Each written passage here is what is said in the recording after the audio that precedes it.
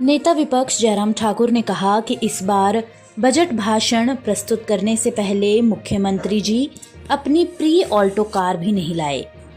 इस बार के बजट में व्यवस्थाएं तार तार हुई कि मुख्यमंत्री जी ऑल्टो गाड़ी में आते थे, अब की बार ऑल्टो गाड़ी में नहीं आए।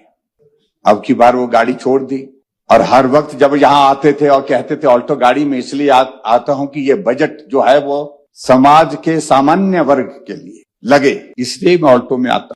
आते ही अब की बार परंपरा टूटी है और ऐसा नीरस बजट जहां मैं देख रहा था पहली बार कि सत्ता पक्ष के मंत्री, सत्ता पक्ष के विधायक भी ऊब गए, ऊब करके बाहर उठ करके बारी बारी से जाने लगे। कई बार तो 2-4 लोग ही सदन के अंदर। मैं समझता हूं, मैं सौभाग्यशाली हूं कि इस सदन के अंदर लगातार बिना रुके 29 बजट देखने का मुझे अवसर प्राप्त हुआ है और जिसमें से 5 बजट मैंने बतौर वित्त मंत्री, प्रदेश के मुख्यमंत्री रहते हुए स्वयं भी प्रस्तुत किए।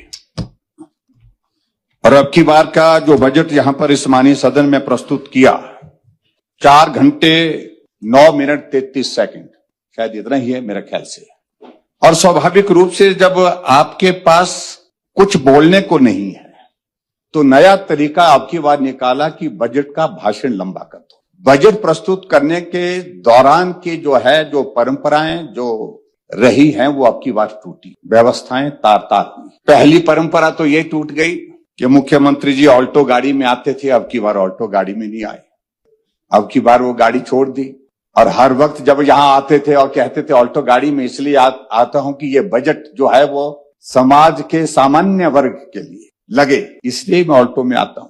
आप देख लेना, अपना रिकॉर्ड निकाल लेना आपने।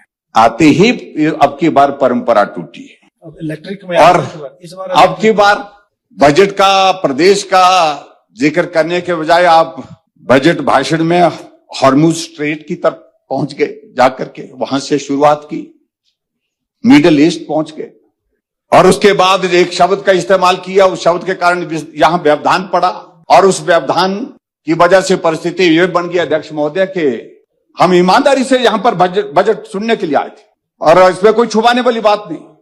उस दिन जब विधायक दल के साथ हम साथियों के साथ बैठे, एक विषय को लेकर के जो आपके जो एंटी टैक्स का इश्यू था, उस पर अपनी बात जो बाहर कहनी तो कह दी, लेकिन हमने सभी विधायकों ने तय किया था ईमानदारी से बजट सुनना है।